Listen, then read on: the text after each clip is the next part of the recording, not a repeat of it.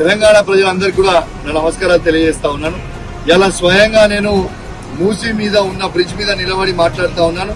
నా వెనుక మీరు చూడొచ్చు, ఇవాళ మూసీ మీదనే ఇవాళ శ్రీ ఆదిత్య కన్స్ట్రక్షన్స్ అనే కంపెనీ ఇలా మూసీలోనే కడతా ఉన్నది. ఇలా హైడ్రా అనేది ఈ ఆదిత్య కన్స్ట్రక్షన్స్ కి వర్తించదా అని నేను అడుగుతా ఉన్నాను.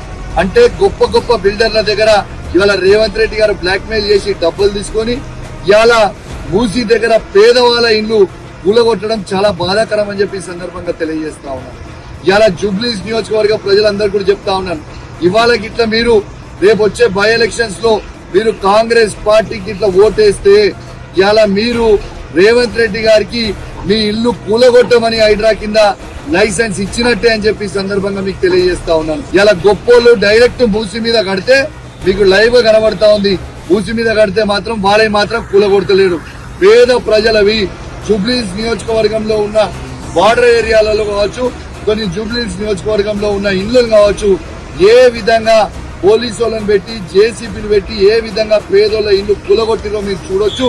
అంటే గొప్పోళ్ళకి హైడ్రా వర్తించదు, కేవలం పేదోళ్ళకి మాత్రమే హైడ్రా వర్తిస్తుందని రేవంత్ రెడ్డి గారి తీరుంది. మీరు ఏ మాత్రం కాంగ్రెస్ పార్టీకి ఓటేస్తే మాత్రం మీ ఇల్లు కూలగొట్టమని మీరు లైసెన్స్ ఇచ్చినట్టే అని చెప్పి ఈ సందర్భంగా తెలియజేస్తూ సెలవు తీసుకుంటా ఉన్నాను.